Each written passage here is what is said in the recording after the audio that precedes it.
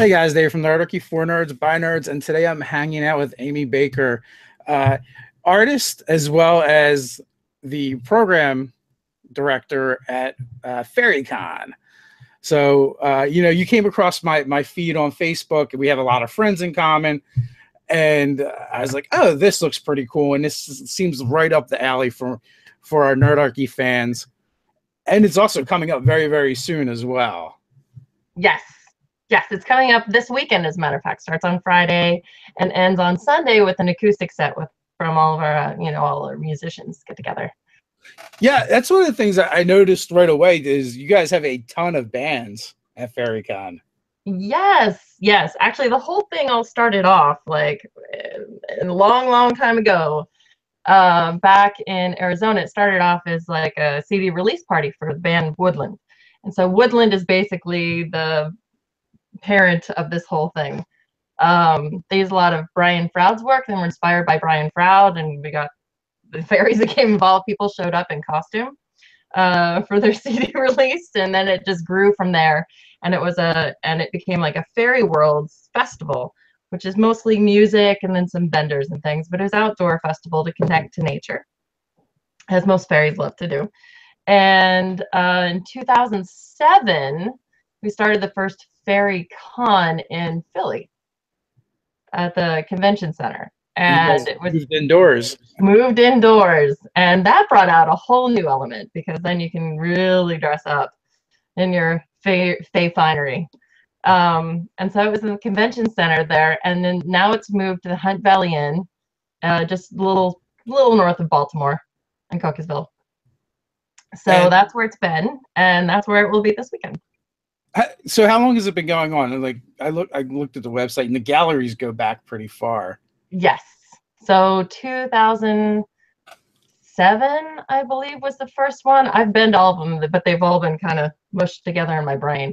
I think 2007, 2008 was the first one. So I believe it's definitely 10 years old because we had the 10th anniversary. We celebrated it last year, and we had Wendy Froud and Toby Froud out, and they brought their art, and it was a whole lot of fun. It was a big party. So it sounds like fun, and I was looking, at some of the pictures, and everything looks awesome.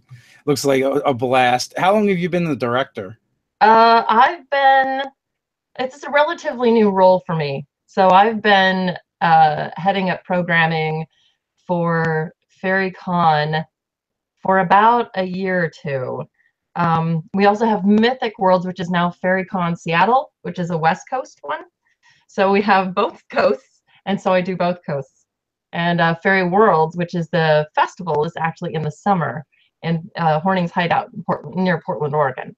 So we have year-round. We've got Faerie Con Seattle, which is in February. Then we have Faerie Worlds, which is the last weekend in August at Horning's Hideout in Portland, and now Faerie Con this weekend in Baltimore. And so I took over the reins doing the programming for all of that about a year or two ago, but I have not missed one of those events since 2004, I believe, the first Horning's Hideout Faerie World. So I've been with the production for quite a while. Yeah, I saw in your Facebook profile you also profess to be a fairy yourself, amongst other things. I'm a fairy shenanigator. Basically, I cause a lot of fun. Or at least I like to think so, amongst friends and things. So, glitter bombs and things like that. Just lots of fun. Sounds like it. Mm-hmm. So for someone who might be looking for something to do and they're willing to travel to the Baltimore area, or it might be in that area, what can they expect from Faerie Con if they haven't been there before? Oh, Faerie Con, it's like we say it's like you pass through the veil and you enter a different realm. And that's what we try to do. We create a whole atmosphere. It's so different. You're not really connected digitally to anything. You have all these craft makers that do costume parts like wings and crowns, and you have fairy apothecaries and leather workers and things like that. So we really curate our vendors they tend to veer towards the mythic. and things. And then the music that we have is usually a lot of pagan and rock bands from Europe. Like this year we have Fawn back and Folk Noir, which Fawn is a German band. They're so much fun, high energy, total high energy.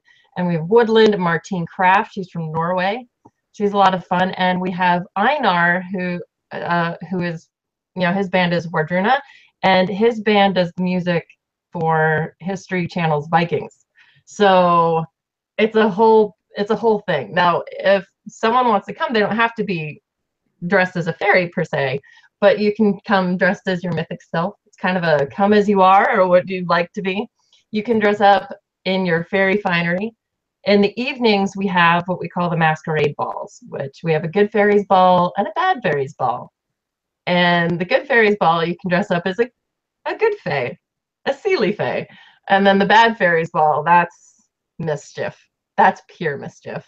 And the naughty fairies take over. And which one do you generally attend? I do them all. I like to express my good and naughty sides equally. But I will create shenanigans whatever night that I'm there. So I'll be around. Definitely can't miss me. I'm like a 6 foot tall redhead. Loud, obnoxious. Especially when I start hitting the bar and drinking. So Cat is showing some disdain for glitter bombs. A little merriment. Oh, glitter bombs are not common there. Glitter bombs are common in my life. My husband hates them. He can't get rid of the glitter. So he hates that. But at Faerie Con, it's not just the glittery fairies, but you have nature. People are connecting with the nature spirits and things. So no glitter bombs in your face, I promise. If that happens, you come to me. I'll take care of it. But yeah, no, it's I think there's a lot of green men shenanigans. It's just a lot of fun. It's like I said, express your mythic self. So we have satyrs that are there. We've had unicorns, gnomes, elves, pixies, fairies, and a whole bunch of other ogres and trolls and things like that. So Ed Does Everything says glitter is the herpes of the craft world. It is. Oh my gosh, it is. You cannot get rid of it. Cannot. And I have a craft room in my house, and I don't know how it happens. I inspect myself when I leave the room, no glitter, and then the next thing I know, I'm getting called on the carpet because there's glitter on the couch, and I did not put it there. So you can't get rid of it. You can't. It just try. I'm sure the hotel is just like the carpets are just covered in glitter by the time we're gone. But yeah. So you guys have a bunch of workshops planned at Faerie Con. What can people expect? Yes. Oh my gosh. Okay. So we have workshops that they run the gamut from crafting to learning more about witchcraft and connecting with fae spirits and the spiritual end of things. We have authors that are teaching how to actually write, because we do have a fair amount of authors that come to Faerie Con. So as a matter of fact, we've got, I know that Melissa Marr, if you're familiar with her, she's a New York Times bestseller, and she's doing at least 2 workshops. She does a lot of really fun sword work. So she's going to teach you how to incorporate sword fighting and violence into your writing. So we've done some sword workshops with her, tons of fun.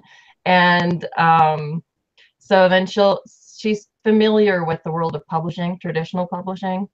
So she'll do a workshop to help writers get their books from the first stages all the way to publishing and how to navigate that. Cindy does a lot of stuff with fiber and felting, and she's going to teach you how to do dreadfalls, and like it doesn't hurt to make costume bits while you're there. So she's going to be doing that. She's also going to be doing like felted scarves, so more costume pieces. You can learn how to play a whistle from Rob, and like 10 whistles. And I know he's got it's basic things. He'll provide the whistles, and you can learn how to play a whistle basically. And then I know Einar's doing some workshops on runes because he's very connected with that part of his heritage. So like esoteric arts, and we also have panels that are kind of like workshops where you can attend those and learn about the music of Wardruna and things too. So there's something for everybody. Yeah, one of the things that stuck out to me right away was when I saw the the adding swordcraft and into your writing was the fact that it also boasts a demo. So that seems really cool. Yes, as a matter of fact. Mythic Worlds, we actually allowed students to play with the swords. And this one, she's actually bringing, what do you call it, a swordsmith, basically?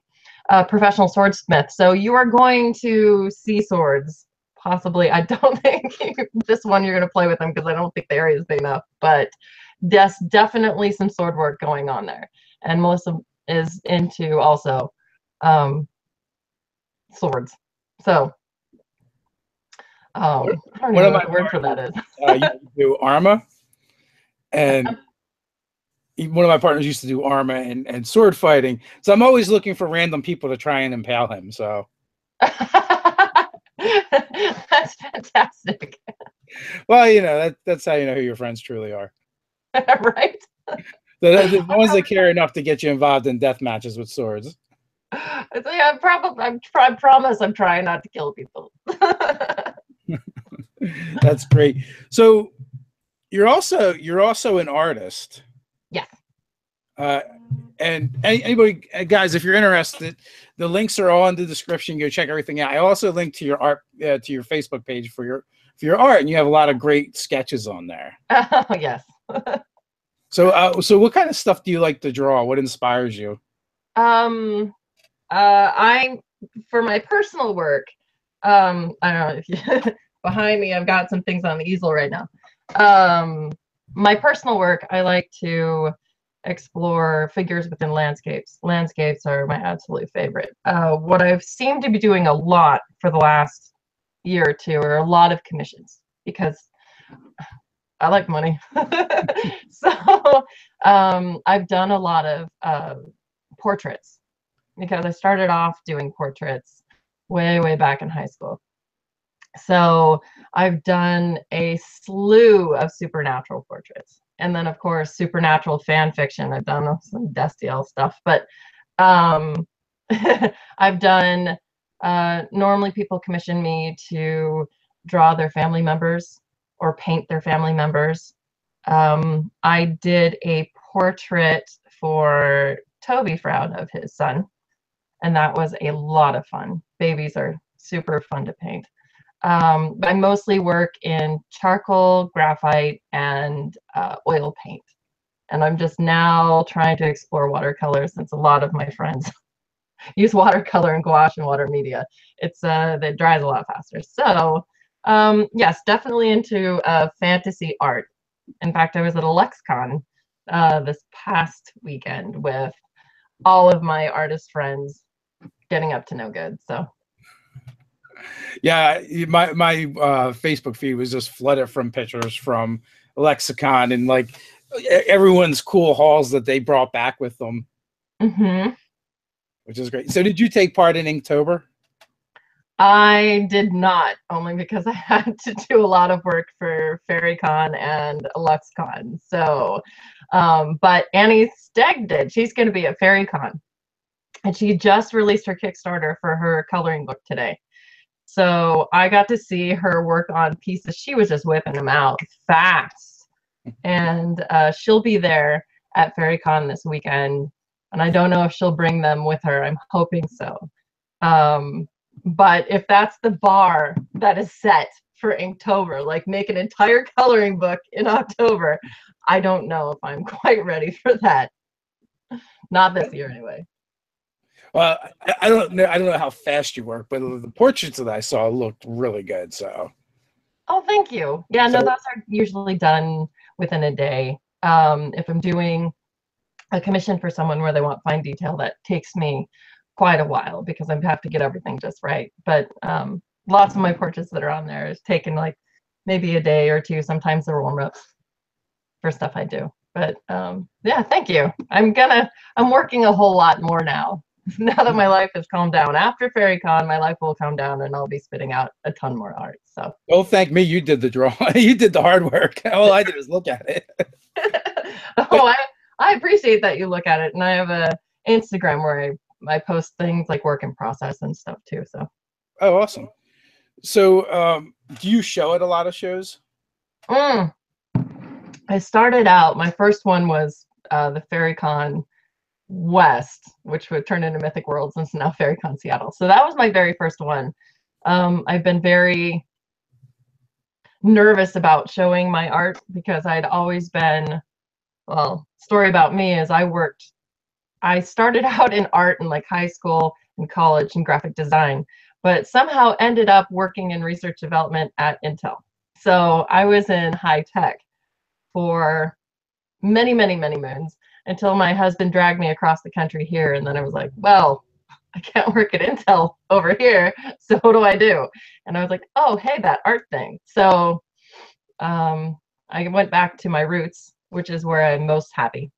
And I've been brushing the cobwebs off, so to speak. So I have shown mostly just the Fairy Worlds events, but I've been checking out some local cons too. Start small and then Well, go up. the cobwebs seem to be off. From what I've seen, they look fantastic. Yeah, the work is really good. Now, I didn't see them next to the person, so they might just look really good and not look like the person. But what I saw looked absolutely really good. I should maybe do that. I should put the person right next to them. I'm very cruel. I draw a lot of my friends without their knowledge and without their permission. So I post a picture of them and then they're like, surprise, you've been immortalized. Well, fairies can be tricksters, so that makes sense. Right? That's me. So when we were chatting a little bit beforehand, a messenger, and I was kind of explaining like what we do, and a lot of our fans, or most of our fans, are gamers, and you said, well, that's fine because I actually married my DM, Mm-hmm. and you used to play back in the 3.5 days, Oh, but yes. what we're finding is a lot of people are coming back to the hobby. You know what? I think from my experience, a lot of my friends, and myself included, well, there's reasons why I left, but a lot of my friends left in fourth edition. They're like, okay, no, this just did not work. And they took off and they left. So, and they did a lot of the whatever D20 games they found that they liked more. And then I have found that there's a resurgence in going back to the original, like second edition, like bringing it back way old school, because our generation is like getting nostalgic, and my husband still runs games, so he's still DMs. That's his lifeblood. So yeah, you don't need to. We have an entire gaming basement. We've got, he's got all the books. He has 4 copies of the Fiend Folio. I mean, really, how many copies do you need, right? It was a really good book.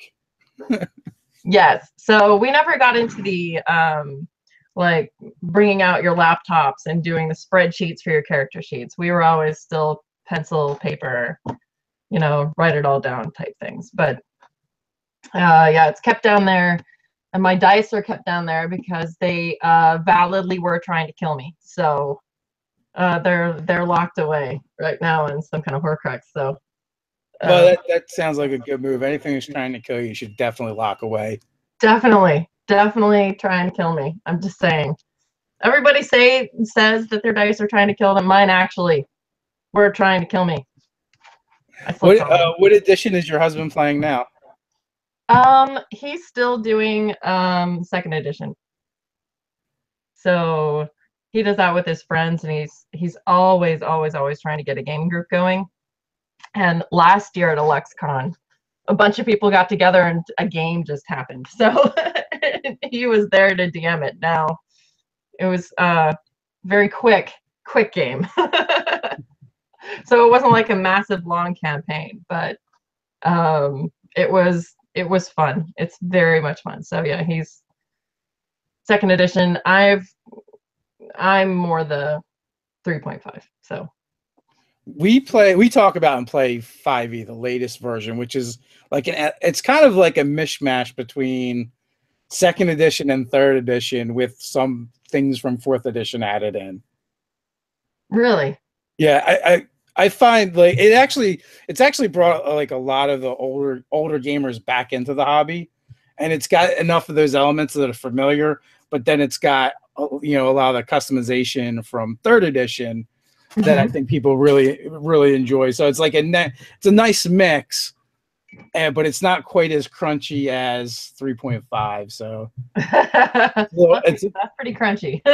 Yeah, it's a little bit rules lighter than that. But yeah, it's D&D, so it's never going to be a completely rules-like game. Oh no, I think you can customize it and put more rules in case like we're saying, we have some common friends. Is Seth local to you guys? Yes, Seth is, and I'd met him last year, but never had a really good conversation with him. And then this past year, I found out that he does a lot of gaming at his house at least once a month. And he invited me out, and I'm like, oh my gosh, that's exciting, because I'm all about that. I need a new group. I've been kind of in a little solitary, insular world here because my husband's military and he's the Pentagon. So my whole world has been not so fun lately. So I haven't found any like gaming friends, and he's like invited me out. So I'm very excited about that. This will be my first time gaming. There are plenty of gaming folks in that area. Like we were saying before we got started, me and one of my partners had went down to Think Geek, which is in Fairfax, Virginia, and ran a game. So I know a bunch of those folks are gamers. We had Seth come out; he's a gamer, and he does things regularly. So he's also a card flopper too, but no. That's even better. Still, that'll work. And I know that at Faerie Con this year we have a game room.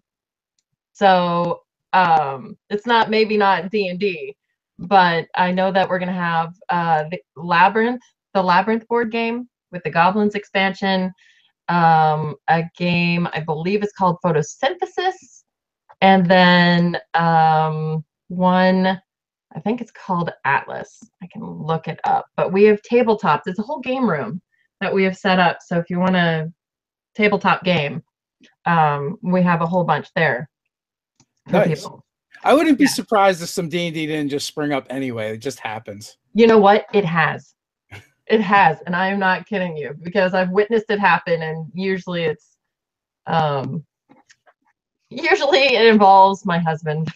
Well, I just know how gamers are. It's got you get enough of them together in one place, it's just going to happen. Yes, and it happened in the cafe once. And then so the chat from TrueMate, there's a call. Get a military wives gaming group going. Sounds fun. It should happen. And I don't know why it doesn't, except for I haven't met too many other wives like me. I haven't met too many other people like me. Not too many other military wives. They usually have their life is kids and obligations, and my kid has 4 legs and fur. Yeah, you got to be careful. You don't want to get any of that on you. Yeah. Cat fur is like glitter. Oh no, I meant the kids. The kids. Oh, I love kids. I love other people's kids. but kids, they take away from con going time and art time, and gaming time. And what I'm trying to say is I'm not old enough to have kids yet. There you go. I absolutely agree. If you're a woman, kids will wreck your body and then your life. So, I've heard that. I've definitely heard that. That's why I allow all of my other friends to go first and then tell me how it is. And I'll definitely spend a lot of time with their kids, but it's always nice to like send them back home. all that being said, I have two. One of them's about to turn 17. The other one's 13. All So, teenagers. yeah. Oh, well. Huh. I think my daughter would actually love Faerie Con.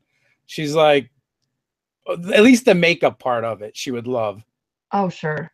Oh, sure. We have a lot of youth that come to Faerie Con. So we have an entire children's area for the young ones, and they've got their own little schedule, their own, own entertainment.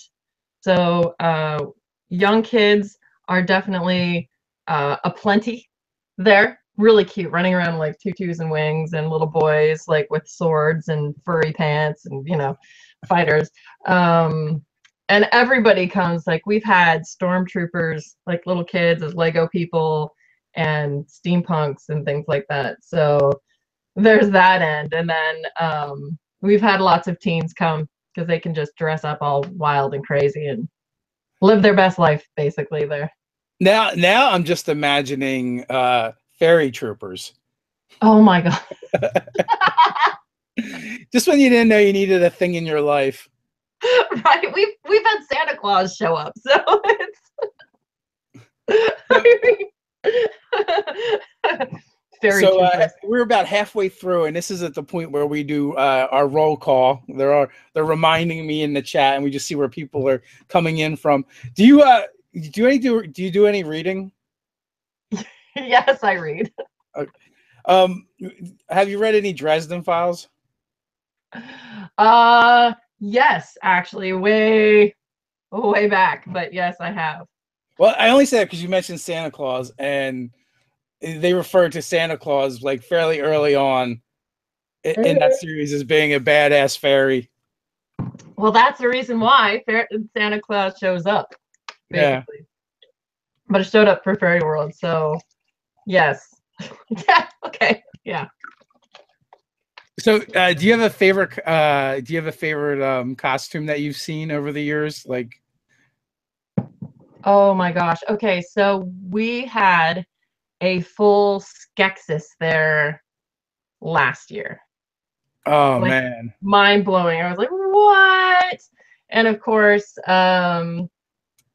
Toby was there, and we had and Jareth too. So it was like a big, because it was an anniversary, and we had a bunch of Labyrinth that was celebrating also the anniversary of Labyrinth. It was these costumes were absolutely phenomenal. Movie quality costumes, mind blowing. And then we've had stilt walkers and things too that have just been amazing. And then we have a performer that comes, Wotan, and he's this monstrous guy. He's like, I like to think he's 8 feet tall, but he's probably close to 6.5, 7 feet tall, and this booming voice. And he has this like basically this hammer, but it's like stuffed, so it doesn't like really hurt you.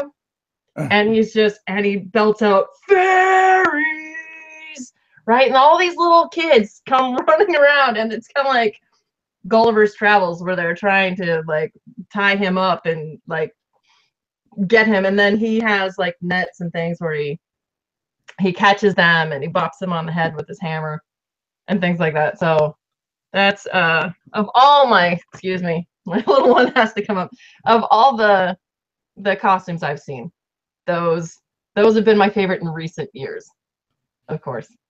I think it's funny when you say he's like 8 foot tall, because you said you're really tall as well. He's taller than I am. Like, I have to look straight up, and I'm super tall, and I also wear heels. So mostly when you see me, I'm about 6'3", 6'4". And he still towers above me. So I think he's got to be about 6'7", somewhere. But it's just, I mean, he's huge. He's huge. huge guy. And it's just, yeah, yeah. And the stuff he does in Seattle, he's from Seattle, from the Seattle area. He does he dresses up like Krampus stuff too on Christmas. So he definitely knows how to ham it up, and he also started the zombie walks there. So okay. So I imagine you and Kelly got to be a great pair, Seth's wife, because both of you are. It sounds like you're both of like beautiful Amazonian proportions. I think we are about the same height. Yeah, I'm pretty sure. Yes, but yeah, I can't wait to hang out with her. Yeah, when we were waiting for Seth to show up at Think Geek, and I was like, oh, he's here, and my point person was like, where? I'm like, well, look for the Fabio looking guy out in the parking lot. He does. He has fabulous hair. Yeah. I was like, oh, too bad John couldn't make it because you both have the same fabulous hair. Right? Something about those long-haired guys, man. Telling you.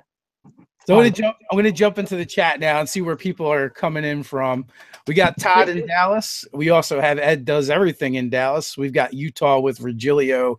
We got the OZ represented by Raven.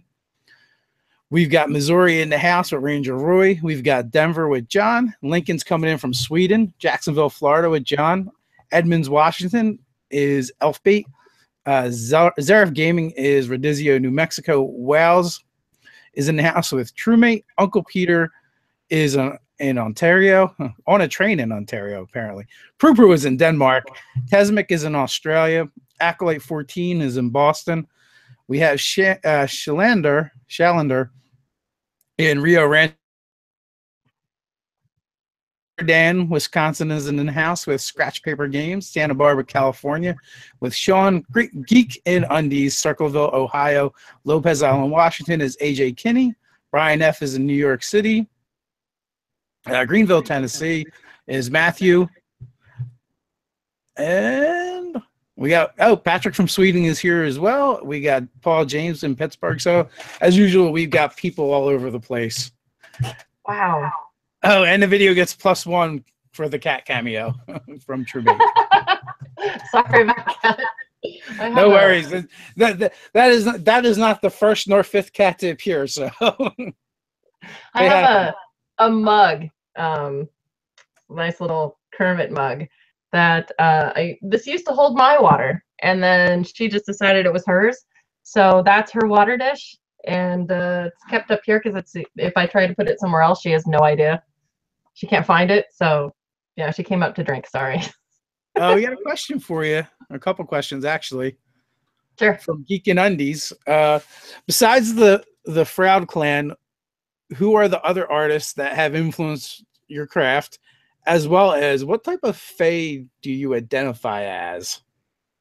Oh, that's a loaded question. All right. Well,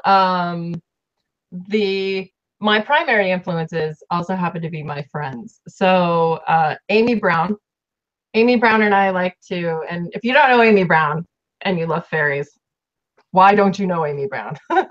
So yeah, it's hard to imagine someone loving fairies and not like. I feel like even if they don't know who she is, they've seen her work. Right? Like if you've seen a fairy with striped stockings, that is definitely Amy. Sure. We have a running joke because she's a redhead too, and I'm Amy B and she's Amy B. And I sit with her a lot and in her booth wherever she's showing at, and I've actually had some of her fans try to present me with their work because they thought I was her to sign it. So she was going to start hiring me out to just sign her work. It's kind of like a joke. Body double, artist double. Yes, because I was like, I'm her double or something. But when it comes to mischief, that lady, I tell you, she's I got nothing on her basically. So Amy Brown and Stephanie Law, both watercolors. I don't know because I do oils, but I love them. And in fact, I have a lot of their work up on all my walls, like surrounding me as inspiration right now. So those two ladies are some of my best favorites. And then when I'm working in charcoal and graphite, the artist that I really admire is Alan Williams. So, and he did a lot. He's done a lot of concept work out there. If you don't know Alan Williams, definitely look up Alan Williams. His stuff is phenomenal. And Travis Lewis. So when it comes to my influences, those are them. And then when it comes to the Fae I identify with, well, I'm kind of more like a pixie, but a mischievous pixie, because I can usually only carry one thought or one emotion in my brain at a time, and I tend to mess with people a little bit, but for fun, not evil. It's not like I'm stealing their babies and replacing with a changeling or anything. It's just pulling little pranks and things like that. So, but the bad fairy balls definitely bring out my unseelie side. So I transform into something pretty wicked. And when I game, usually I'm a necromancer or something of the sort. So I like to be a big baddie. Well, in 5th edition Dungeons and Dragons, they do have a Fae Pact Warlock. Oh, don't tell me this.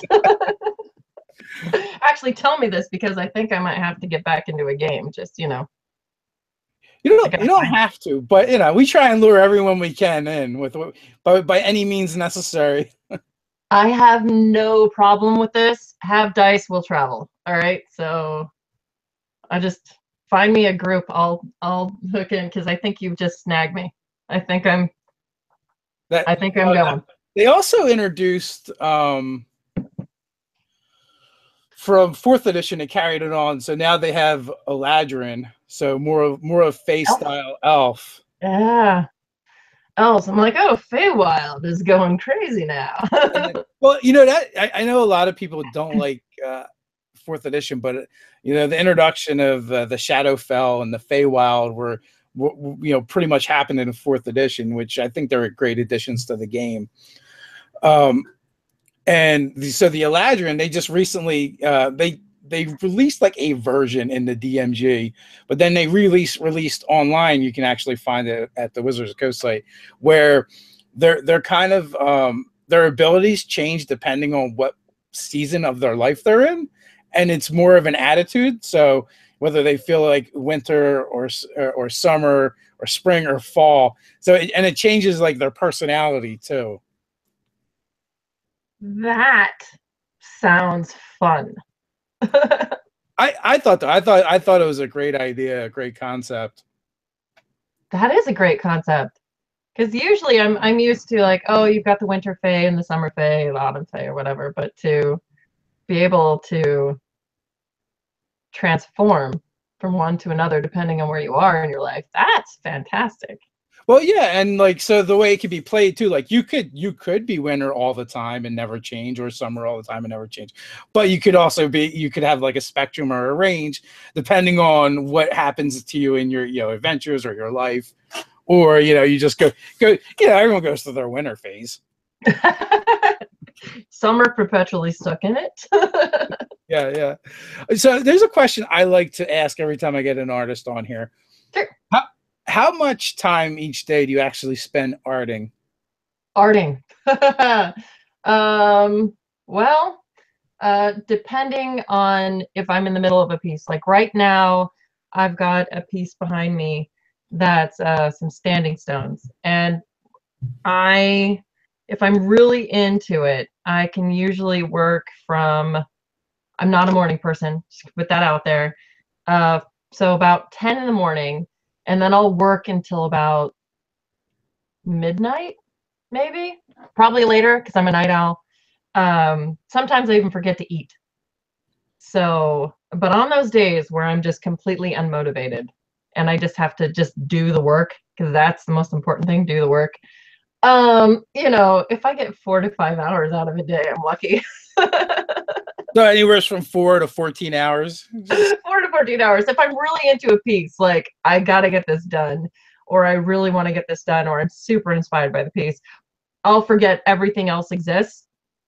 But there's social media, and Facebook, and I get stuck down these holes and on Instagram where I'm just clicking, clicking, clicking. Ooh, that looks interesting, that kind of thing. And on Facebook, oh, let's read the news now. I get completely distracted entirely. Like half my day's gone. I don't have any of my household chores done, and yeah, I've got a couple doodles, but oops. The internet is great for opening up those never-ending rabbit holes. It is horrible. It's horrible because it's like, oh, I just need a reference photo for this.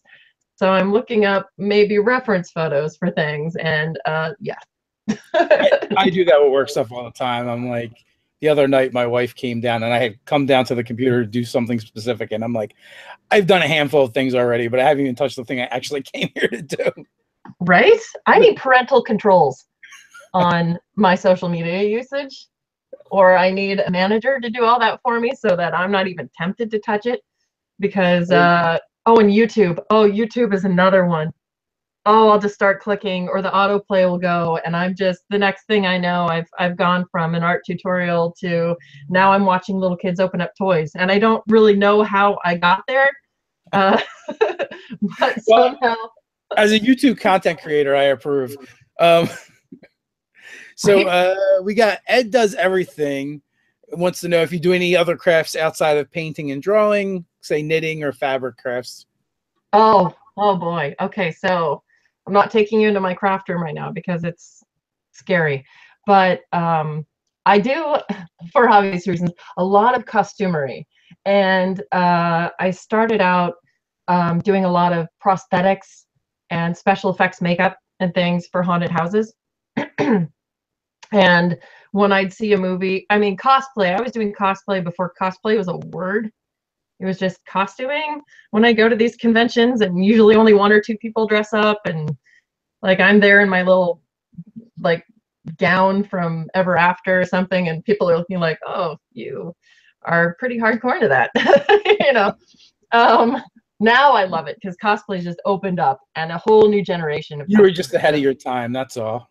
Well, there was only select geeks way back in the day were super dressing up and things for this. I love that now everybody does, and it's a thing, and it's a huge thing because now we've got Warbla and all these other products that weren't around and available back then, and now you can. And I do. I've done some costume and armor. Okay, I'm gonna play EverQuest. Okay, don't judge me, but I play EverQuest, and I would go to the fanfare, EverQuest fanfare, and I dress up as my character, right? Or an illusion my character has used in the past. And I have won quite a few costume contests, like 2-3 years in a row.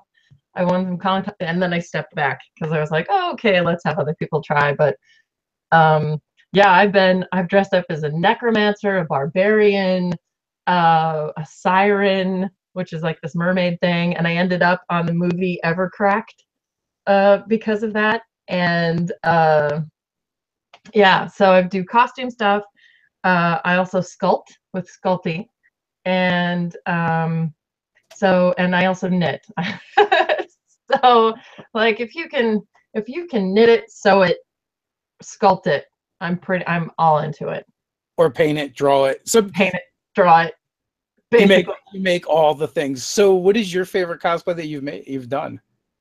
I did a harpy. So there's a harpy in EverQuest because it's obviously another EverQuest costume. And it's a Gorgon harpy. So I had all of these snakes coming off of my head, and then I had these massive wings, and then I had to do a bodysuit, like a full covered bodysuit and all the feathers. But everything had to be custom painted and hand dyed and fit to my body and everything else like that. And I did the full on makeup. And then, of course, because I go full on all the way, I was also acting and screeching like a harpy. Then, yeah, I know. And was your husband like, yeah, that's just her, that's just the way. Pretty much. Pretty much. He just like, that chick. So he basically stands by and records and takes pictures and video and, does the cheering section thing.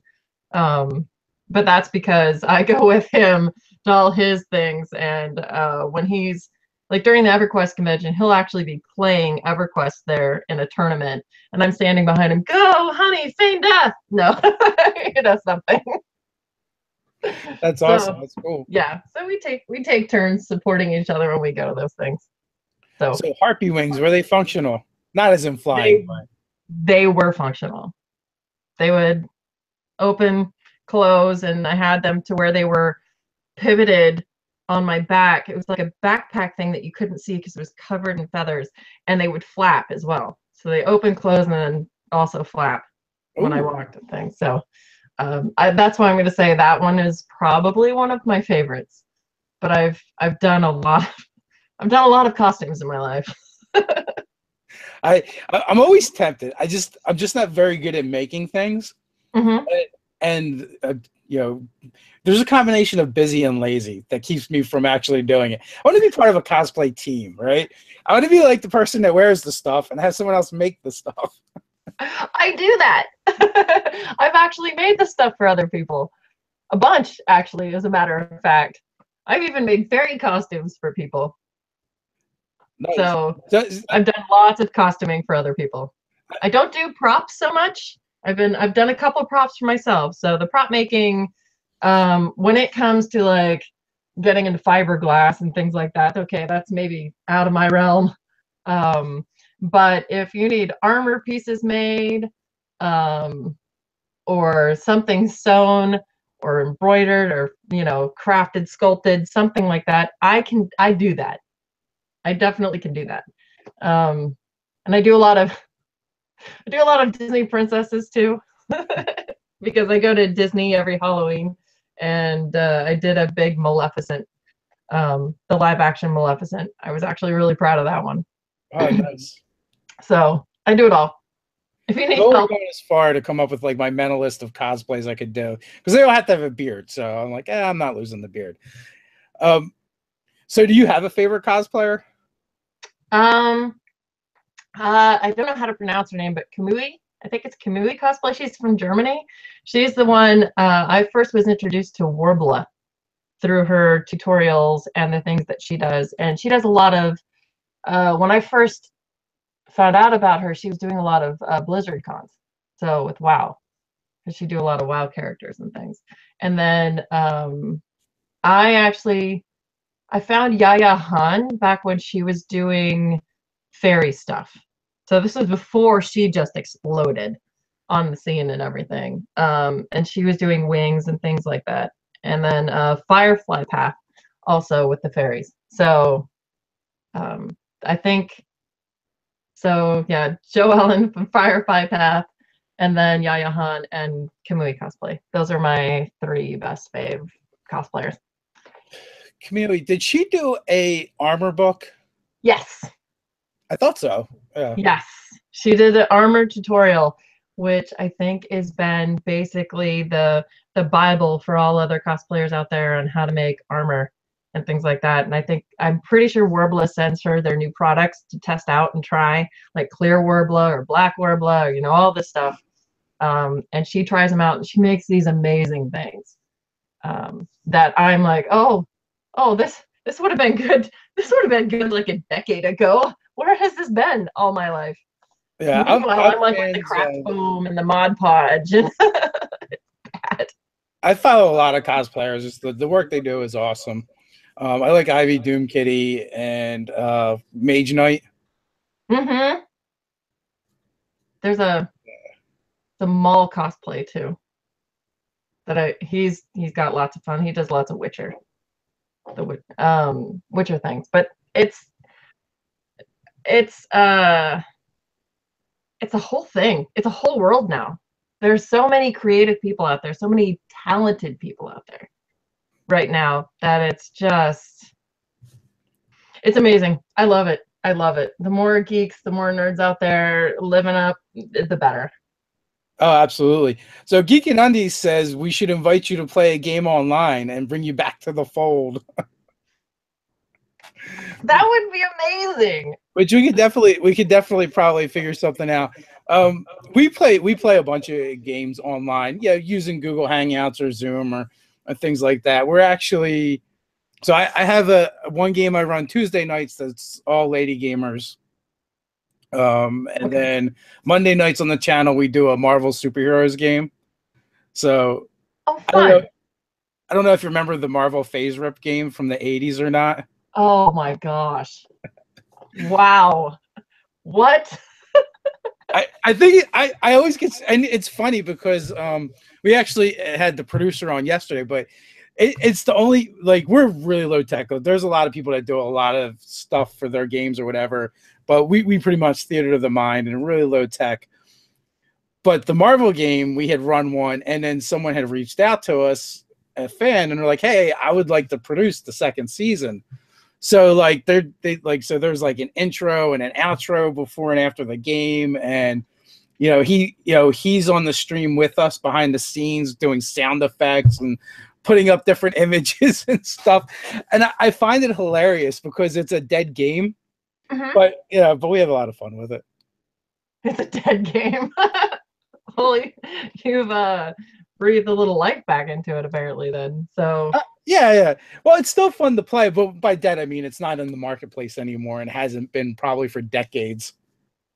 I would love to play.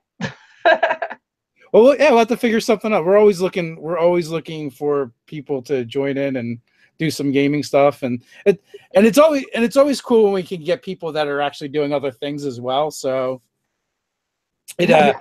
it gives you another voice, and also it's just fun to game with people. So if you cannot find a local gaming group, or if you ever find yourself living somewhere where you can't find one, there is actually a pretty good scene online where people are playing games virtually.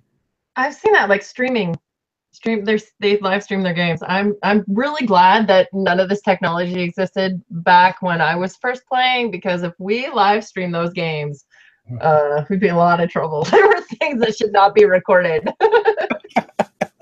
Well, it sounds like maybe you guys had some fun games, but but Definitely. that being said, like, it's weird. Like, this isn't a place I never really anticipated my life going. Actually, like, my job now is revolves around gaming, and then the fact that now it went from the satanic panic of the '80s to now people are actually watching people play D&D as entertainment. It's the weirdest thing. It's well, you never thought that you'd be on YouTube watching people open up things and like review them either, and finding this fascinating. So it's interesting how YouTube has basically given us avenues for what we're really totally into. And I love that there's streaming games, because otherwise you're in this little black hole and you think, oh, no one's playing games anymore. And then all of a sudden you're online and you're watching dudes play D&D hundreds of miles away. And it's like, oh, I'm almost there. Well, dudes, ladies, like, there's so much, there's so much more representation, and it's opened up so much. So we got time for one more question from Agilio here. Sure. What are your favorite events at the cons you direct? My favorite events? I love the bands at night, the masquerade balls, where everybody dresses up to the nines and all the bands play and you get wild. Like, we had Omnia there a couple of years ago, and the floor was jumping so wildly that ceiling tiles from the hotel started falling. It got that wild and out of control. And then the costume contests are some of my favorite. One year we actually had a proposal during a costume contest. So we kind of, like, the girl who won the costume contest for the adult division, she was proposed to by her boyfriend there, and that just made for a little special evening, because she was dressed as a fairy, like holding a cocoon, like a moth cocoon. So she was a cocoon fairy, so she protects the cocoons, and her boyfriend was like this cloaked thing, and she had no idea it was him, and then he was there because he was completely covered, and then he revealed himself and got down on one knee and proposed and things. So lots of really fun, cute things happen during the costume contest. And the balls are so much fun. But since I head up programming, I can't love one more than the other. And I moderate a lot of the panels too. So. So they're all your children, and you must love them My equally. children, I love them equally. I don't have favorites. Absolutely. Well, that brings us right up on the hour, and I want to thank you for hanging out with us today. Greatly appreciate you coming on, and thank you everyone for everyone for hanging out with us. John wants to know if she accepted. Yes. Yes, she did. Yes, she did. Thank goodness. Because we were like, she did. She said yes. It was beautiful. I think in that situation, though, like you accept, and even if you don't want to afterward, you like just withdraw. I've seen it. I've seen it to where the girl did not accept, and that was like cringing, kind of embarrassing. But no, they were obviously very much in love, and it was so incredibly sweet. And she was shocked because she didn't even know he was there, and it was wonderful. And it just so happened we didn't rig it to where she won. She just, she naturally won. Everybody voted and she won, so it wasn't rigged. And then of course she won and she got a proposal, so it was definitely made her day, I think. So nice. That sounds awesome. Yeah. So with that, I think we're going to take it out of here. So guys, until next time, stay nerdy.